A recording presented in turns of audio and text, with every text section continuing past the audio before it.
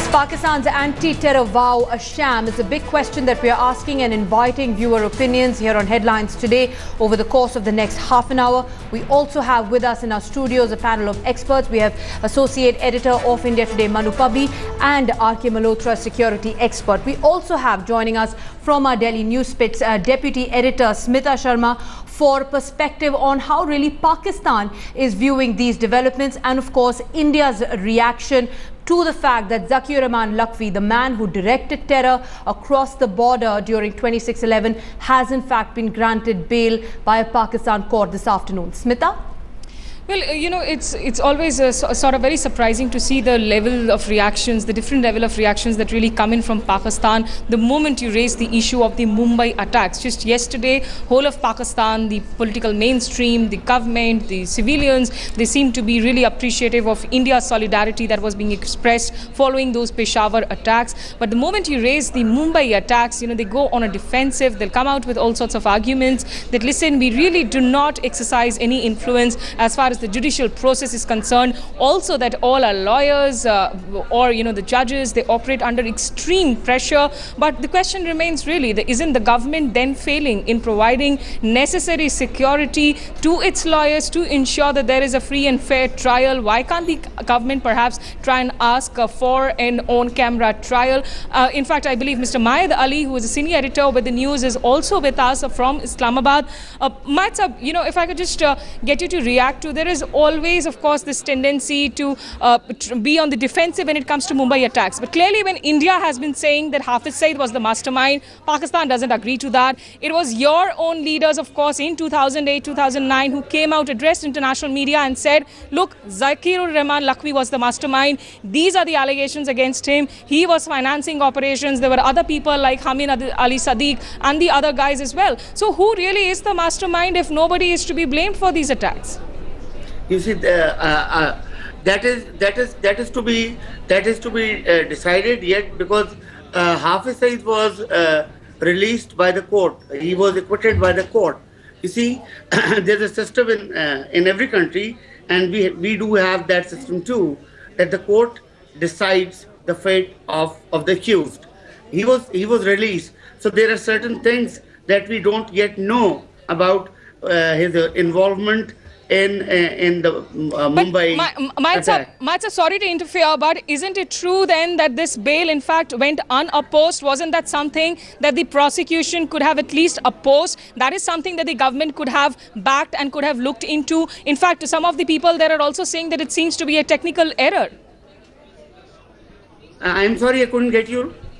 Sir, I believe that the bail in fact went unopposed. How is that acceptable? Couldn't the government at least have asked the prosecution? Couldn't the prosecution at least have gone ahead to oppose this bail? What we are also hearing from certain sections in Pakistan is that this seems to be a technical error. If you've heard the same, could you perhaps elaborate on that? Yes, I don't have all the details about today's case. If you're talking about this Lakhvi's case, I don't have the exact details on that. I'm trying to gather the details on that, because as far as I know, the courts were not closed, but the lawyers were on strike. There's a 3-day mourning in Pakistan, and all the sections are in a state of mourning. You see, I don't exactly have the exact details how it happened, but I can assure you that please try to understand that it's a different Pakistan since that attack on the school, and nobody in the government or in the establishment or elsewhere would want any terrorist to get scot-free. Please get my words on that. Right. And I am not hypocrite. I am not trying to be diplomatic. I am giving you a straight statement from my heart. As I see it. Right, Mayed sir, nobody's casting an aspersion as far as your personal integrity or character is concerned, but definitely, you know, there are questions that are being raised, and because this is one incident that has clearly had the most sort of disastrous impact as far as the India-Pakistan bilateral relations are concerned. Absolutely, Smita. We're also inviting viewer opinions from across the country on what they make of the pledge that was taken by Pakistan Prime Minister Nawaz Sharif last evening. We have Amit Joshi joining us on the phone line from Pune with his opinion. Amit?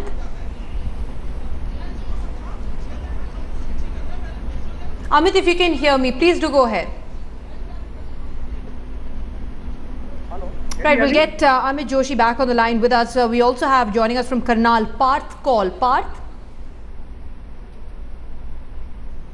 Points. First of all, it's very unfortunate what has done in Pakistan.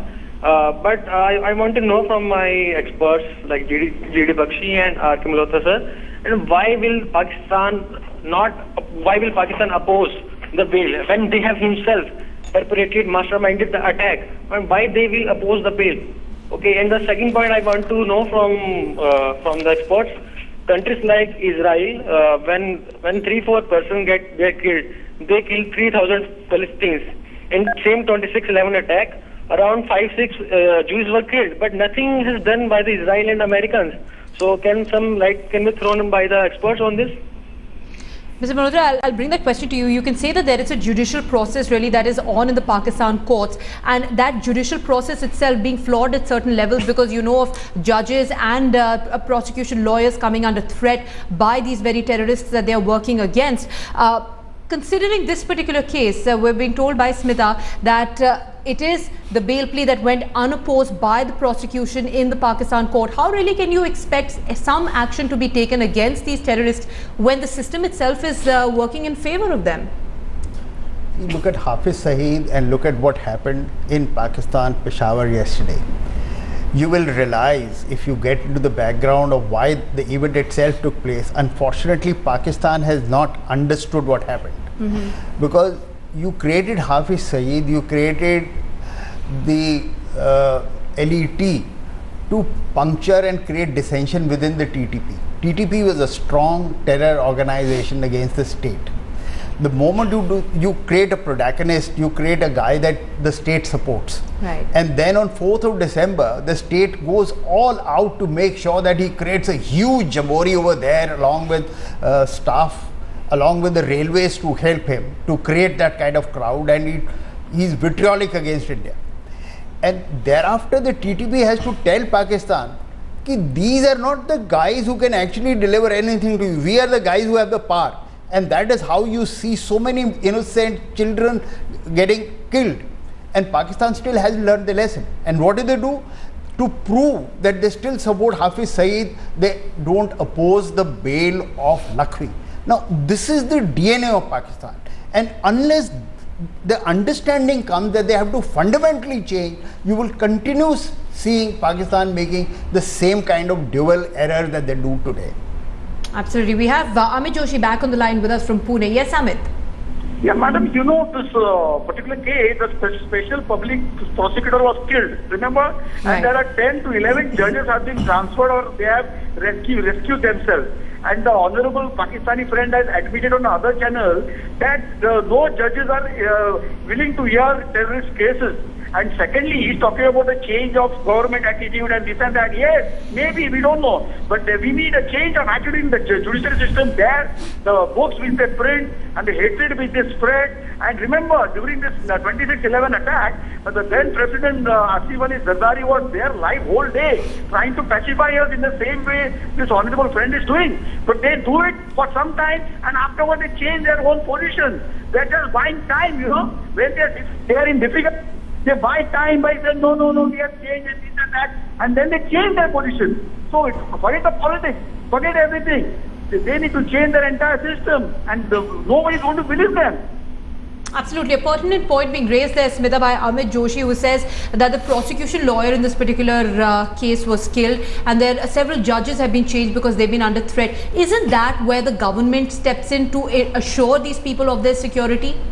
Completely, Viral. In fact, you know, after the Peshawar blasts, we saw those common people on the street come out and ask that how come the government can actually ensure that its own leaders are well protected, that there's so much of security. The Prime Minister's brother, Shahbaz Sharif, is the Chief Minister of Punjab, and Punjab is home to all these terror organizations that we are talking about, be it the Lashkar-e-Taiba, be it, you know, the Sipahi-e-Sehba or the Lashkar-e-Jangbi, all these groups which in fact have been striking at the very fabric of Pakistani society itself. So clearly, you know, the government can of course step up its actions here. But you know, since General G.D. Bakshi is also here with us, if I may ask him, General Bakshi, you know, we've seen in Pakistan there is that problem of terror that the country faces today, and even the assassination of Benazir Bhutto, if you look even at that trial, there seems to be no movement. So when the courts cannot really ensure that there is trial, the process moves, even when the assassination of his former Prime Minister is concerned, is there any hope really that it will care about what happens as far as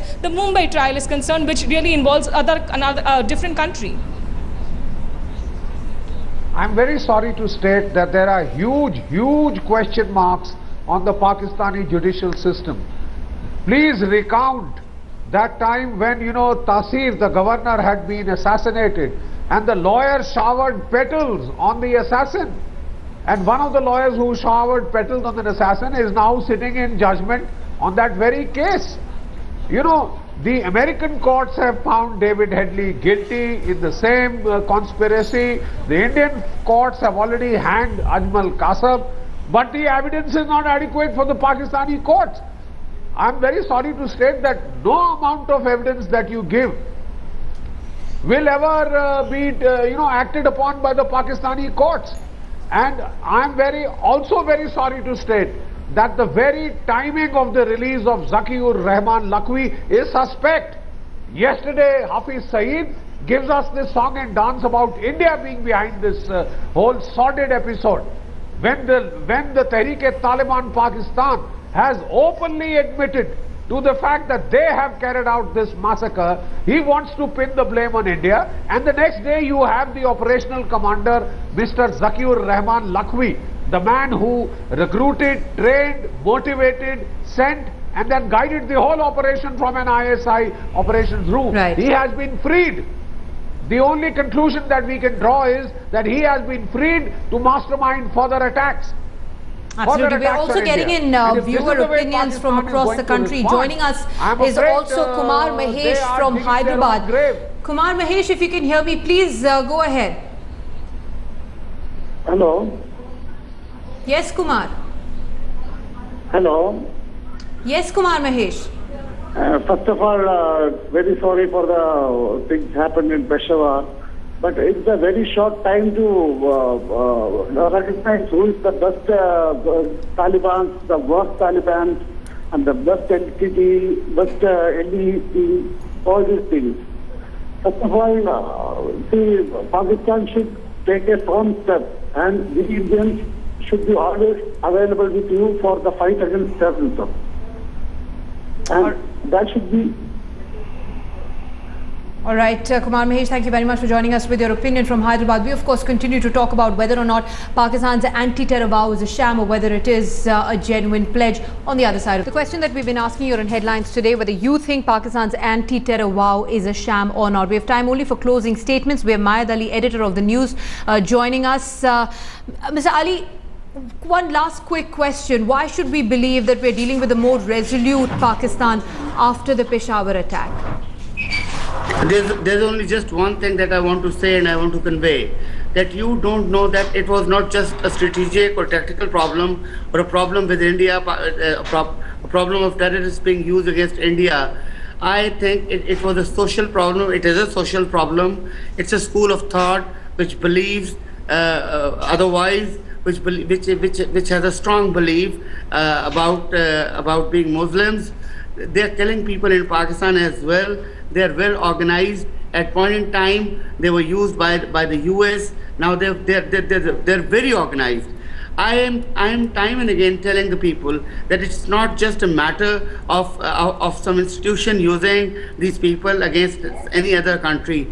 It's a social problem, and we are trying to overcome this. It will not be over soon. It will take some time. We are, as far as I know, please just listen me out. As far as I know, that we are even going for more stringent check on this, looking forward towards military courts for giving punishment to these people who fall in this category. Right. So the Pakistan government and the Pakistan army and the establishment and the people of Pakistan, they are all very concerned about it, and they are seriously tackling it since that incident of killing of students yesterday. All right, Mr. Mahid Ali saying it's a social problem, two schools of thought at war here. Mr. Malhotra, is that a view that you agree with? Also, what really do you see coming out of it? The immediate situation that we've been discussing, the immediate discussion, that of Zakir-ur-Rehman Lakhvi being allowed to walk free on bail. What do you see coming off it? Firstly, as far as Lakhvi is concerned, India needs to convey in no uncertain terms that this is not an acceptable behavior that they would trust Pakistan to do, and they need to put him back again behind bar and to tell India that they are changing. I would finally say, as a concluding comment, that here is an opportunity where the state of Pakistan, the people of Pakistan are with Pakistan. The whole region surrounding Pakistan is with Pakistan. If you now don't change and if you still look for time, then time will get by and we will be back again to where we were. Right. This is the time we need to do something about it. All right, this is the time that we need to do something about it. I thank our panel of experts that joined us this evening, Mr. G.D. Bakshi, Manu Pabi, and of course Mr. R.K. Malhotra. That's all the time we have for you this evening.